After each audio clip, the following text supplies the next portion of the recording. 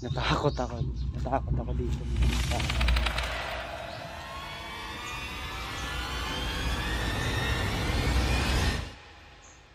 So, ito na yung entrance. Yan. At nung makapasok nga ako sa simbahan ay dito ay may narinig akong tumatakbo. At pagpasok mo dito ay bubungad na sa'yo ang napakaraming santo. So ito yung altar. At maya-maya lang ay may narinig ako sa taas na ingay.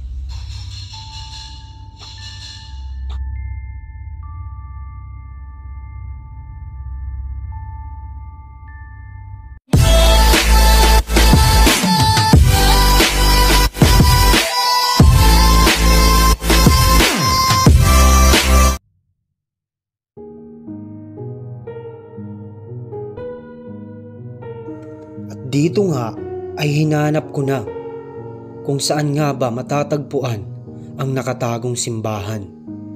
Medyo nahirapan ako papasok dahil sa maputik nga ang daanan.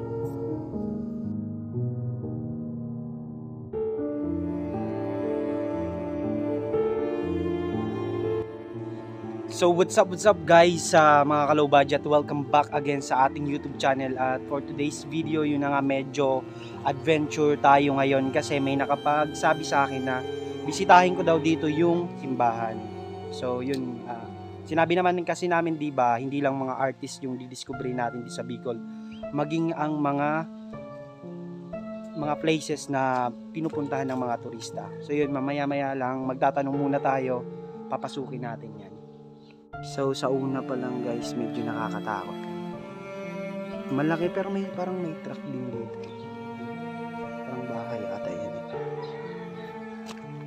At para makasiguro na rin kung pwedeng pasukin, ay nagtanong-tanong na ako. Ma'am, excuse po. Bahay po yan, ma'am, o yan yung simbahan? Saan yung simbahan dito, yung abandonado?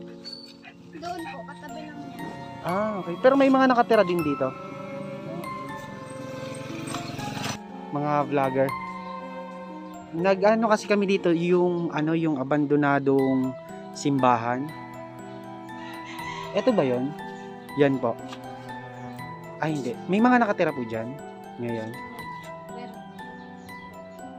Doon. Ito po, ano po yan? Kasi parang haunted eh. Bahay yan, mga ka-low budget. Nakapagpaalam na tayo dun kay ate. Tapos, parang sila yung may-ari ng simbahan. So, para safe na rin, kailangan talaga natin magpaalam at lock muna natin to. So, yun. So, let's go.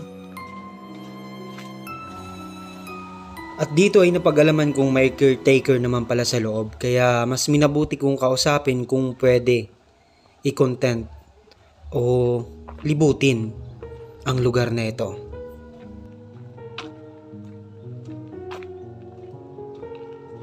At dito nga ay napansin ko ang mga malalaking poste at nakapalibot ito sa nasabing simbahan at bahay na rin.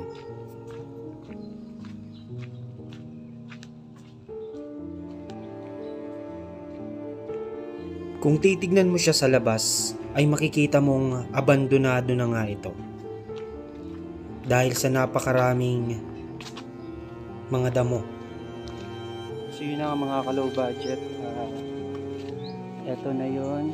So nakapagpaalam tayo kaya papasukin natin. Sabi naman kanina may nagsisimba naman daw dito. Dito rin ay may napansin ako na parang may isa pang simbahan. Yan.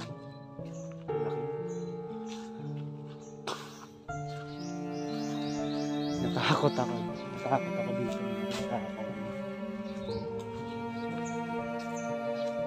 So, ito na yung entrance. Yan. At nung papalapit na ako sa loob, yun nga ay may biglang tumakbo.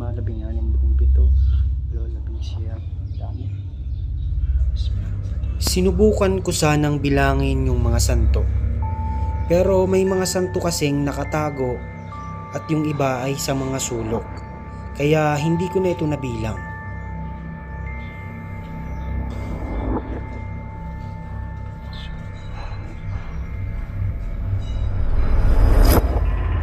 At dito nga ay sumilip ako sa labas at napansin kong hindi na nga siguro ito nalilinisan.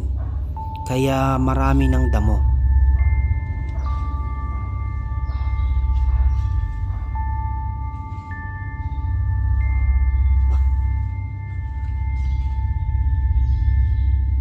Ito.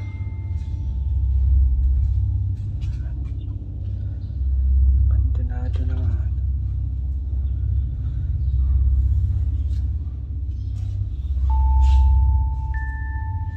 Santa Isgolostica.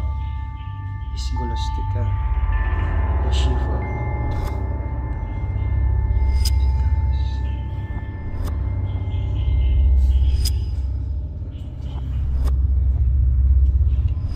Ito yung altar.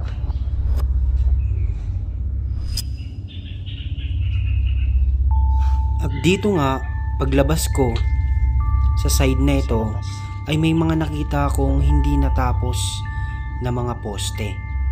Marahil karugtong pa ito ng simbahan. Siguro mas malaki pa to kung hindi lang kung natapos. Yan. At ngayong araw ay pinipintura.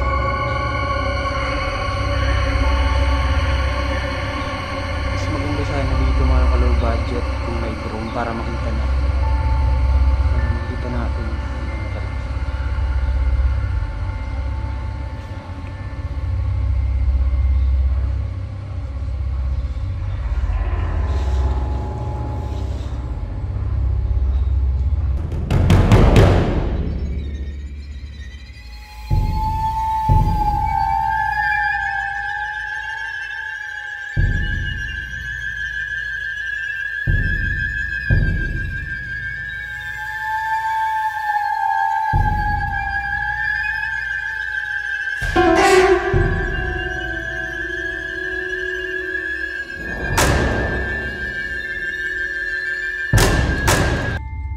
Isang araw tong pribadong simbahan na sa isang taon ay madalang pagdausan ng simba.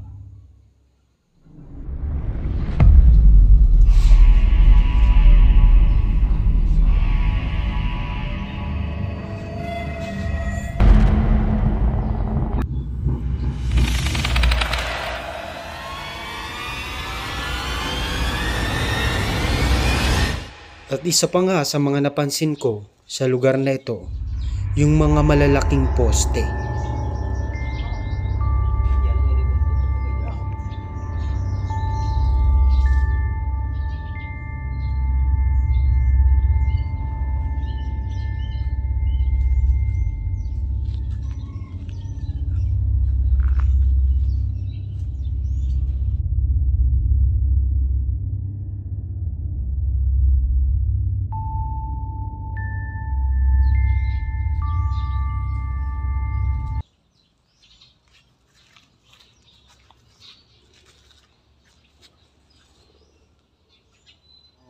Simbahan daw to talaga. Ito yung madalas daw sinisimbahan. Anyway, nakapagpaalam naman din na tayo. So, pupuntahan na natin. Yun lang. So, parang natatakot ako dito. Hindi sa kung ano, pero parang may ahas dito. So, yan. Kapansin-pansin rito ang mga ribulto ng Mga santo din. na nasa taas Sa perahe. ng simbahan. Maging ang malalaking Tayo baka may ahas. mga poste. Siguro wala naman. So, yan.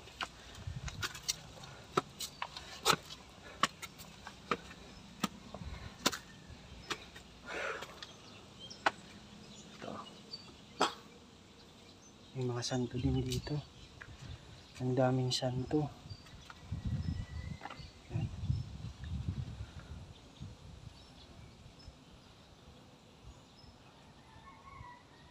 Medyo madamo na rin ang paligid nito. Kaya siguro ay wala na rin nagsisimba rito. Mga santo din.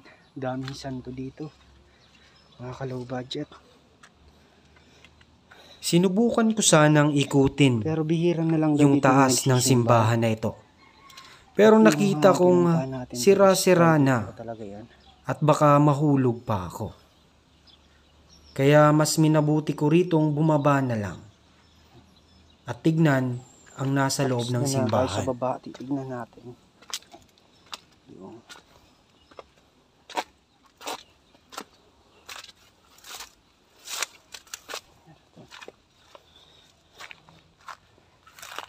ang lalaki ng mga poste dito.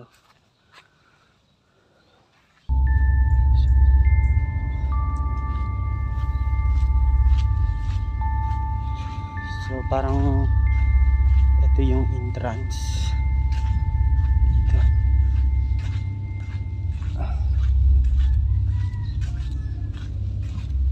So natin. Sabihin natin. So,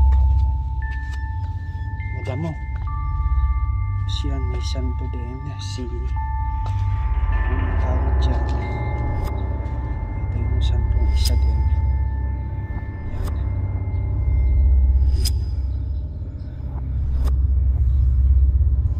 Dito nga ay sinubukan kong silipin ang nasa loob at nakita ko na sira-sira na ang kisame nito. Yun yung sa loob. Ikutin na lang natin. Sana walang ahas.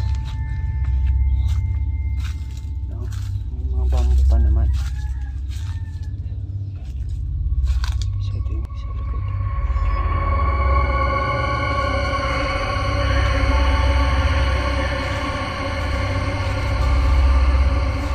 Gabi sana ako dito pupunta kaso sabi ko tumago na lang. Sa taas. Nasa gilid siya ni guys ng mga ka-low budget ng river dito. Ito yung niya. River yan dyan. So, ito yung daanan. Yung nakakaan dito kasi ang lalaki ng mga ng mga ewan tawag dito.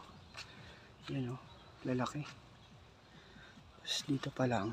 Yan. Sa kabila pala ng simbahan ay ilog. At ayon sa sabi-sabi na alam naman natin, Dito siya. ayon sa mga matatanda Daming santo. at ayon sa kwento, na kapag ang isang lugar ay malapit sa ilog, ay pwede raw daanan ng mga engkanto at mga maligno. Ano ang masasabi niyo rito? Just comment down below.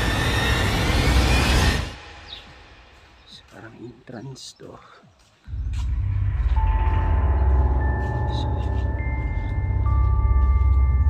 At dito sa portion na ito ay sinubukan kong pumasok upang matignan kung gaano nga ba kalaki ang lugar na ito.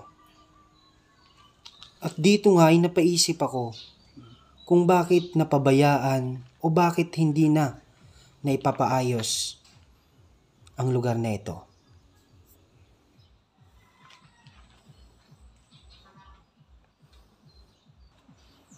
Sino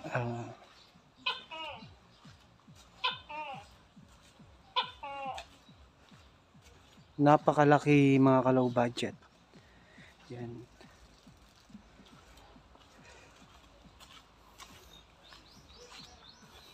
Tapos pagdadaan ka dito, yan may makikita ka na talagang santo. Limitado lang rin ang nakuha kong impormasyon sa mga bantay rito. So ito yung river sa kabila ng simbahan.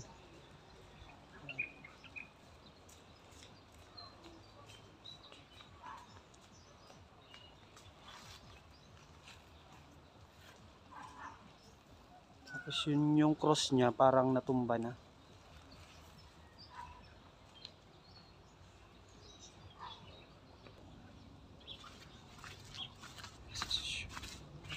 Ito. Sige, magpapaalam na tayo sa kanila dito sa loob. Pasok ulit tayo. Kasi parang private property to eh. At nung maikot ko na nga ang lugar na ito ay mas minabuti kong magpaalam na pauwi. Sapagkat ako'y gagabihin na.